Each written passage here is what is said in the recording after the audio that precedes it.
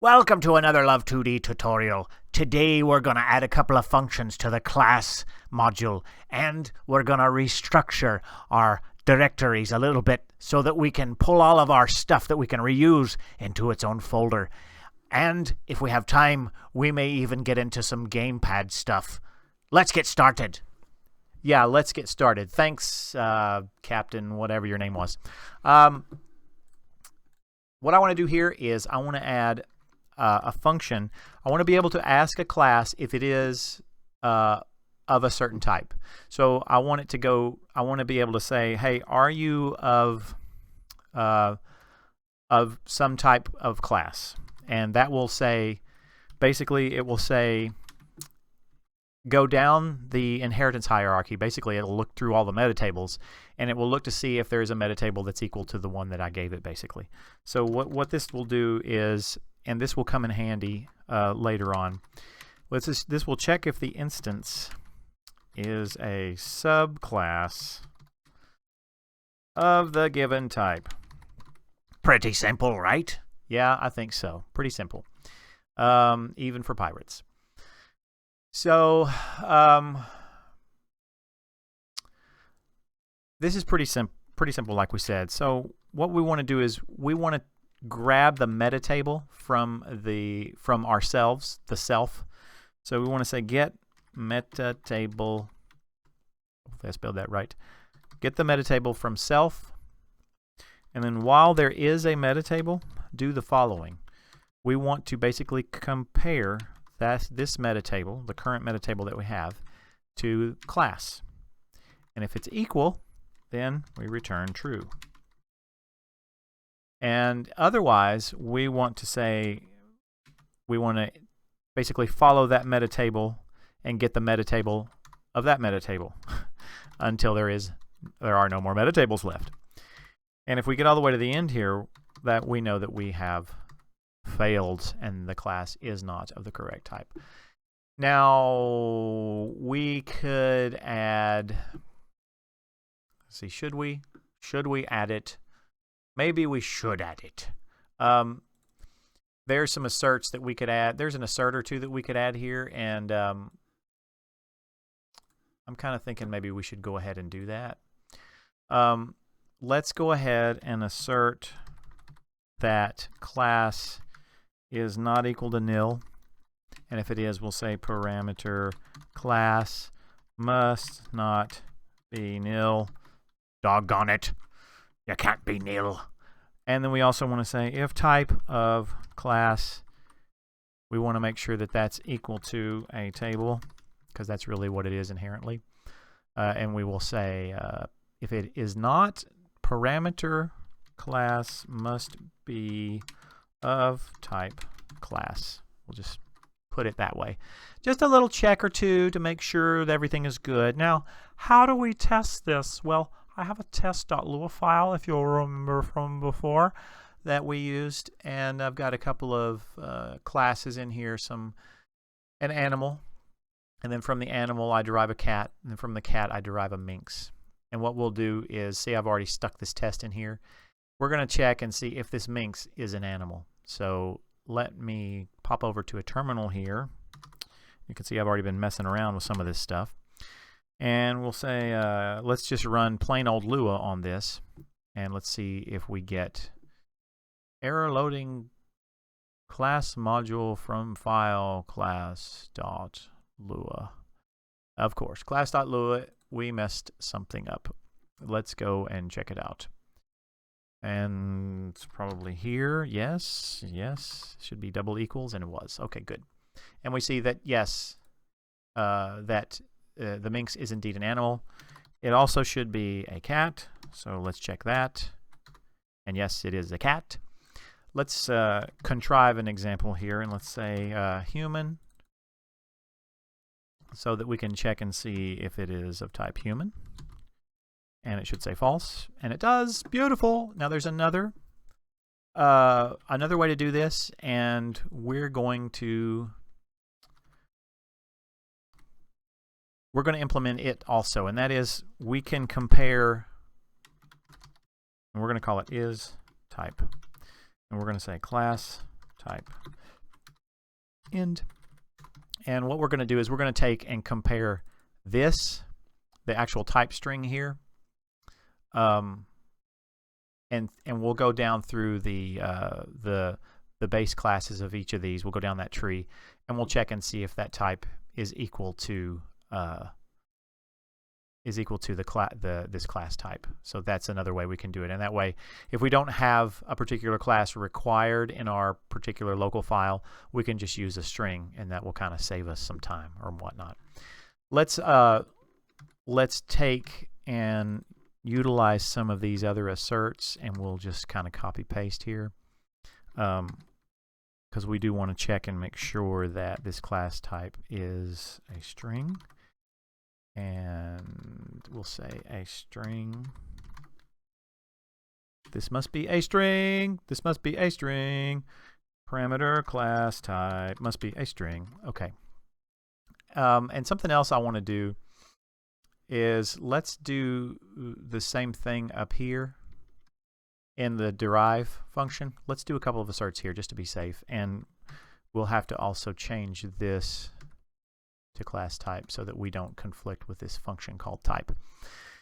Okay, just run it real quick and make sure that I didn't screw anything up and it's all good. So here what we're going to have to do is we'll start with a local like we did up here. Up here it's going to be very similar, except for metatables we're just going to use the super variable and follow the chain that way. So we'll say local base equals self, and then we'll say while base do end. And we can go ahead, we know that if we get to the end here we'll just return false because that means we didn't find anything. So we'll say if base equals class type, then return true end.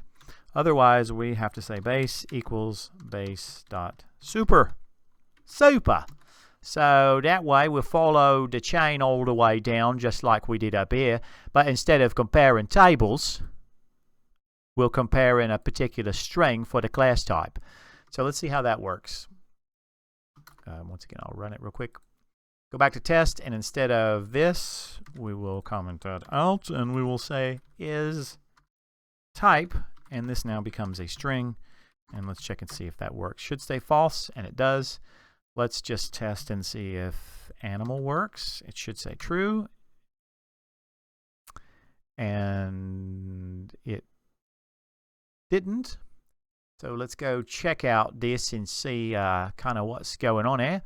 While base, oh, I know what it is. We've got to ask, we want the type. Sorry about that. Now we should get a true. Got a true. And let's do one more thing. Let's check and test.lua, and let's just check and make sure that it thinks it's a minx. Okay, so that wraps up the class modifications. There's something else that I want to just make you aware of. I'm going to change it right now. I realized this a little while ago when I was messing around with some of this stuff. I have a bug here. Whenever I went and changed type to event type, EVT underscore type, you see this right here. So basically nothing will ever get invoked because this is the wrong variable. Type is nil. So I'm going to change that just like that. Okay, so that repaired that problem there. And actually now if we run this and I have my command line open, we should now get that spaced again. Okay, all good. So that's our repair. Another thing I want to do is I want to organize our modules into basically a library so that we can take them and use them in any game or project that we want. So I'm going to make a directory called lib. I'm going to drag all of our modules that we can reuse into that folder, and that's going to require us to change our requires. And there's a kind of a neat function, a neat sort of syntax you can use for these requires. You can do a dot like that. And Lua knows that you basically mean, oh, that's a directory separator, whether it's that or whatever. It figures all that out. So I can say lib dot, and it will look into that lib directory for me. So we're going to basically have to go through all of these and do that. Even the ones that are in the lib directory, we'll go ahead and and do that. Sprite. Oh, me lucky sprites. Who's after me lucky sprites? Okay, let's see. Dot class. I know. I'm capitalizing that, and it's probably going to get me in trouble. Actually, I need to go back here, don't I? And do that. Okay. Keyboard is fine. Sprites. Events. We did have a class. lib.class, and we'll capitalize that too. It just feels better to know what's going on there. Class doesn't have any requires. Animation does have requires. lib.class. lib.animation. Oh, and look at that. That wasn't in the right place. Makes me feel better whenever things are correct. All the requires should be at the top. Let's run it and see if we screwed something up. And we didn't. Great. So now we have all of our stuff arranged in a lib folder, and that way we can take care of just adding any new functionality that isn't game specific to this folder. So what I want to do now is let's at least put the file, let's start on a Gamepad Manager so that we can manage joysticks. Gamepad, and I'm going to just shorten that, mgr.lua. And we'll need this for the class. I think we'll go ahead and make it a class at least for now, and we'll shorten that GPM equals class.derive GamepadManager, and we'll return GPM. Now, there's some things that we're going to want to do with GPM. What we really want to do is we only want one of these. We only need one of these, actually. Let's go ahead and just start some of this stuff. We're not going to be able to finish all of this in this particular episode, but we'll go ahead and start some of it. Let's have a new function, and there's a really cool kind of thing that you can do, and the Love2D is SDL based, so it uses SDL behind the hood, and it's cool because SDL has these really neat gamepad mappings syntax, and basically you can load in a text file to describe your joysticks and basically make them all conform to a particular gamepad mapping, basically that maps it to like an Xbox 360 controller. Let's see. There was somewhere here that it did show what that did look like.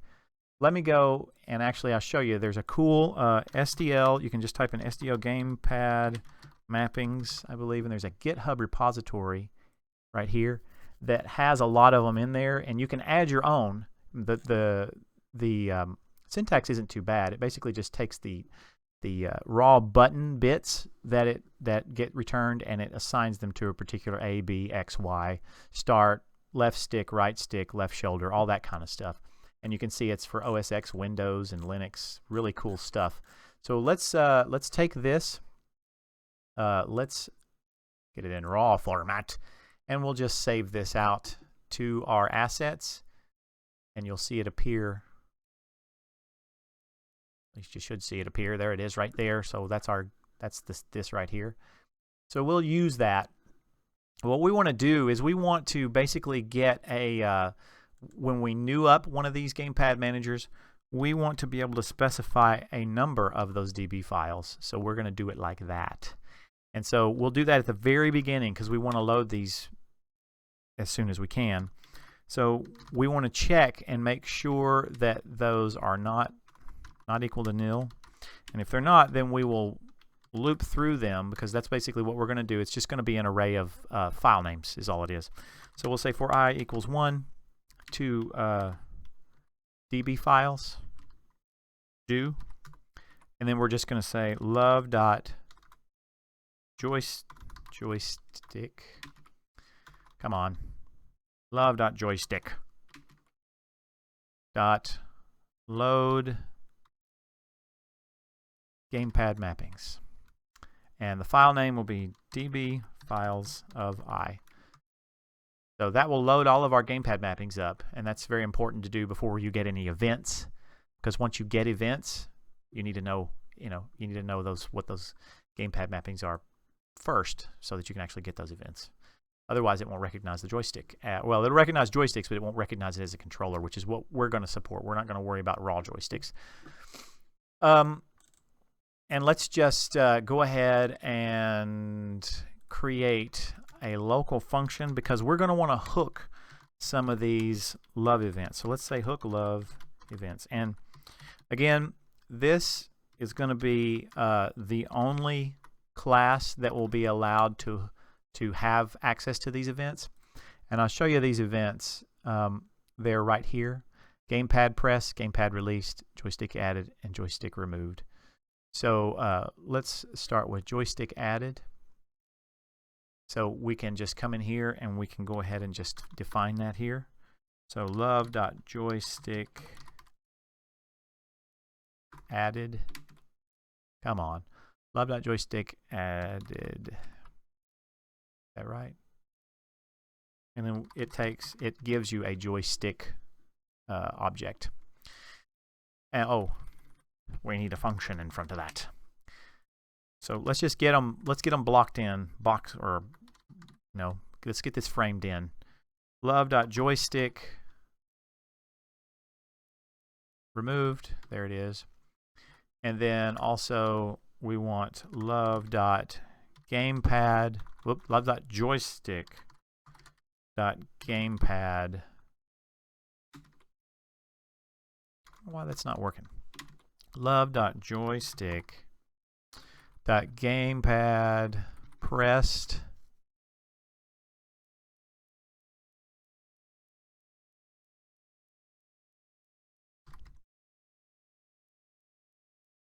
I don't see it in my callbacks there, but that's okay. It's right here. Gamepad pressed, gamepad released. Gamepad pressed. And that's joystick object, and the button that was pressed. Button. And of course that's a function. Function. End. Kind of a long one. Love.joystick. Oh, it's not. I'm sorry. It's love. No wonder I wouldn't find it. It's love.gamepad pressed, not joystick. And then we have a love.gamepad released. So those are our 4 functions that we're going to want to hook. And let's go ahead and call that right here. So let's say hook love events, and we'll pass it in ourselves. We want to hook it to us. So how are we doing this? Let's well, let me go back to, there it is, joystick. We're gonna this get ID, we're gonna basically key our joystick map. We're gonna have a joystick map, a map of connected joysticks. So let's, under new here, let's say local connected sticks, and that's going to be an empty table, and this is the currently connected joysticks, not the currently connected joysticks. Now when we get a joystick added, we're going to grab the ID of that joystick, and you see this says gets the joystick unique identifier. The identifier will remain the same for the life of the game, even when the joystick is disconnected and reconnected, but it will change when the game is relaunched. Now these are gonna, what we're going to do basically is we're just going to say self.connected sticks of joystick. Actually, let's do this because I think we'll need the ID for some other things later. So we'll say local, we want to get the joystick ID. So that'll be joystick, and it'll be get ID, which is this function right here. So we'll get that, and then we'll say self.connected sticks of ID, and we're going to go ahead and grab that joystick. And I think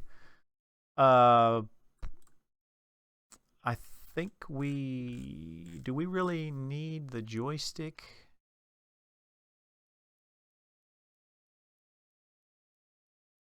Or do we just need to know that it is connected?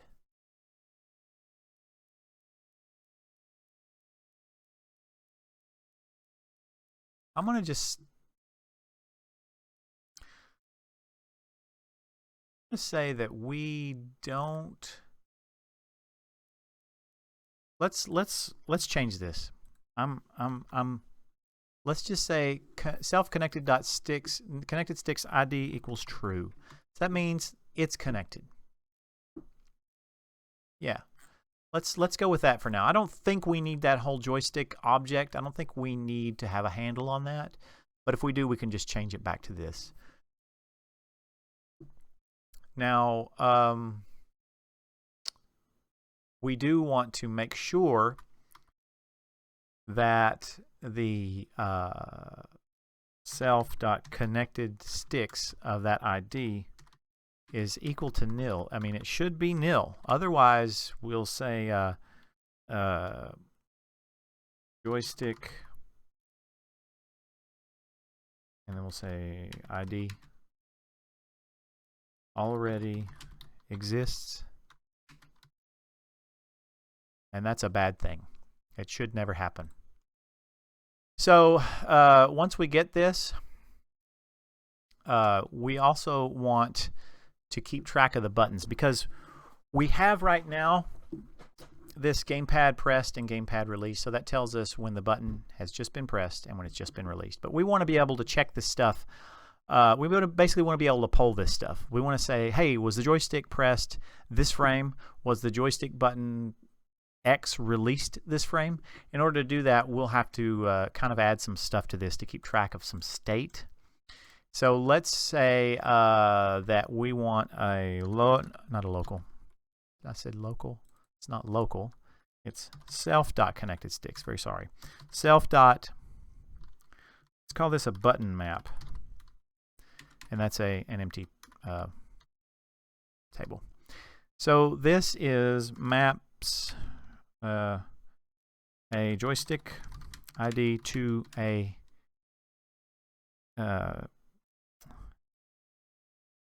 table of key values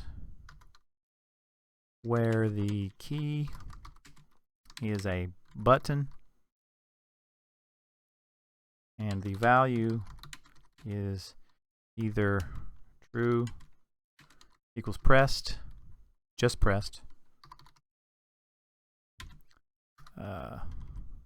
false, just released, or nil,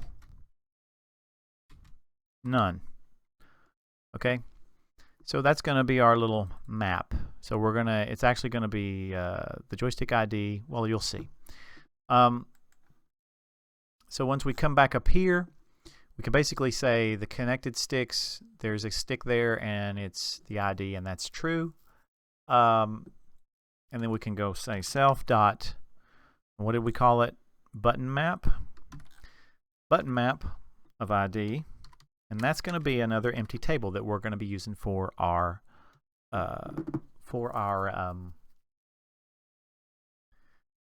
buttons. And then we'll have to do, we'll basically invoke a, say a controller added event here. So we'll do that later. We'll get that all jacked in here. A lot of rearranging and stuff that we have to do yet. The joystick removed, we're still going to want to get that joystick ID. As a matter of fact, we're going to get the joystick ID for all of these functions. So we're going ahead and just, I'm copying all that down here. And when the joystick is removed, we're going to say self.connected sticks of ID equals false. So that stick with that ID is not connected. This should allow us to, instead of setting it to nil, this should allow us to basically loop through them as if it was an array, and that will save us some time to do just a for loop as opposed to a pairs whenever we do some iterations through these. You'll see what I mean. And then we want to do self.button map of ID, we want to set this to nil. Whenever it's disconnected, we just want to delete that whole button state. Just get rid of it all. And then we also want to send a controller a removed event here, because when the joystick's removed, we want to be able to tell the game or wherever it is that we're coming from that has been removed. So controller, did I do that here too? Yes, I did. What about gamepad pressed? Well, that's easy, right? Because all we are going to have to do is we're going to say we're keeping track of those buttons. So we'll do self.buttonMap of the ID, and then that table, and then we're going to key that table with the button that was just pressed, and we're going to say that button was indeed just now pressed. True. Simplicity at its finest. We're going to do the same thing with the gamepad released, but we're going to say pressed was false. Pretty simple, huh? Not too bad, is it? Not too bad at all. Not too bad at all. So we will have a couple of three functions specifically that we want to check, and that is we want a function called button. We want the joystick ID, and we want the button that you want to check. And this will return the instantaneous state of the requested button for the given joystick. And we're not going to fill that out just yet, but we will say let's go ahead and say local stick equals, oh, and you know what, I guess we do need that. So we're going to change, I don't want to change that.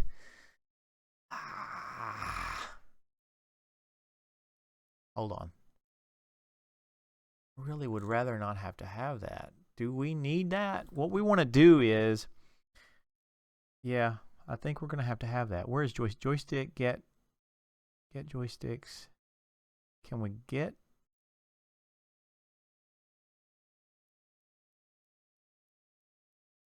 Okay. Let's just go back to this. Let's, instead of storing this true or false, let's store the actual joystick object, because we're going to need it down here.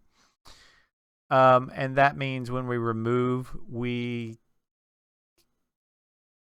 I guess we could leave it at false, to be honest. We could just say false. So we could store false here. Otherwise, it's the joystick object, and I think we can deal with that. We'll check. So anyway, we'll need that, because what we want to do is we want to come back up here and we want to say self dot, we want to grab that joystick actually. So it's self dot connected sticks of joy ID, and what we want to say is let's see, how do we want to do this? We want to check, do we want to check if it's, yeah, let's go ahead and do this. So if the type of stick equals, I believe you can say Boolean. Is that how? Is that right for Lua? Can I check for type? Lua type. Can I check for Boolean on that? Types and values. Yeah, it looks like it. Yeah, Boolean. Okay, that's right. If the type is Boolean, then we just return false, because basically it's not. It's not there. Let's see. First, though, let's check if the stick equals nil, or the type of stick is Boolean, which means we have basically replaced, and it was connected, but it is no longer connected. See what I mean?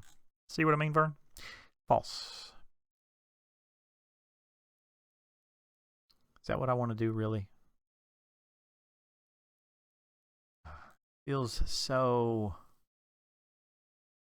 wrong, doesn't it?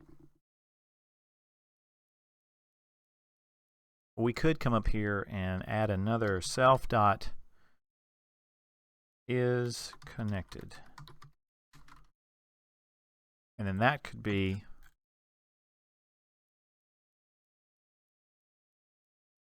Just hang with me here. Is connected of ID equals true. And then we could say is connected of ID equals false. The reason I'm doing this is because I don't want to completely remove it from the list, because then we have to do it anyway. It's just for efficiency. It could just bear with me. Joystick remove false, and then we'll also set this. Basically, we'll now set to nil. So we'll just check this and see if it's nil or false. Basically, we'll say if self is connected ID is false, or self connected ID equals false is nil or false, then return false. So is it connected? Well, we can check real quick with our little additional map, and that's just going to be a tiny map. I mean, we're talking joysticks. We're not talking that many joysticks. 4, 5, 6. That's a lot of joysticks for one system. I mean, it can go up to 16. That's not that many to check. It's not a big loop to go through. So hopefully we can deal with that.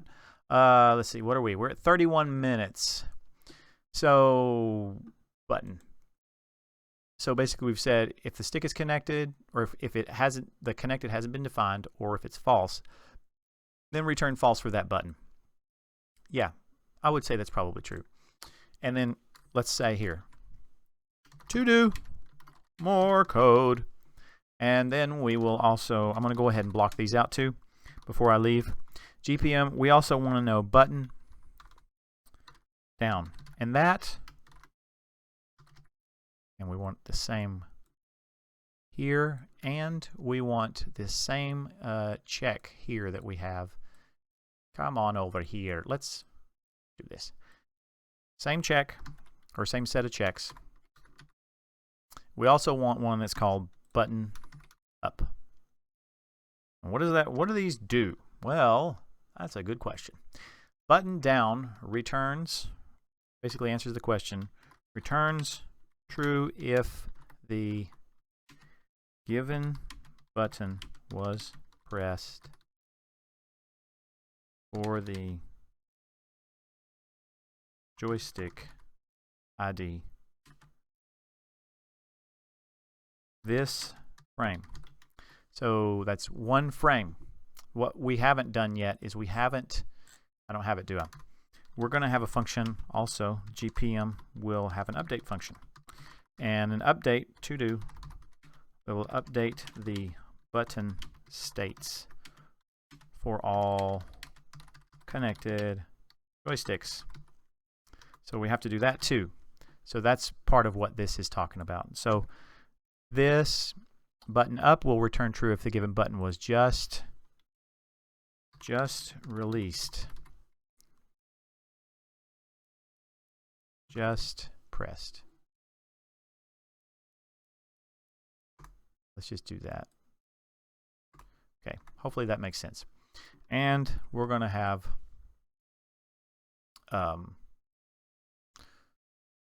gosh, it's not that difficult actually.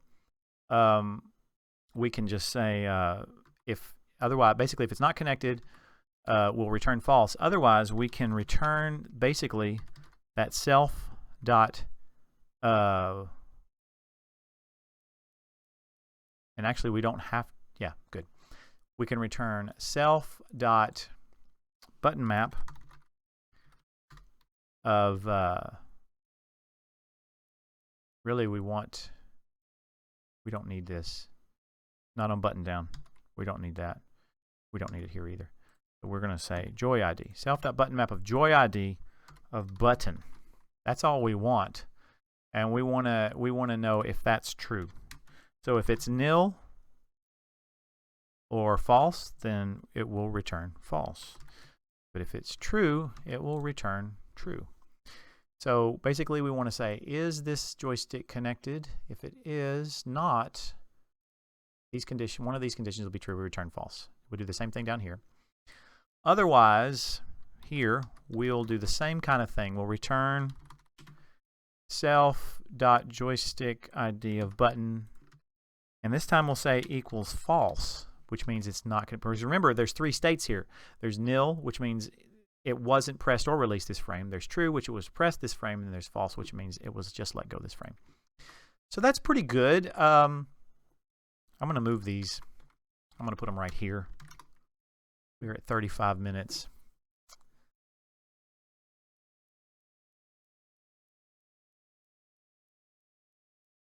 You know, let me just add a thing right here. We'll say local, and I'll show you why we're doing this here in a minute, in a maybe next episode. But we can now say stick, and there is a function.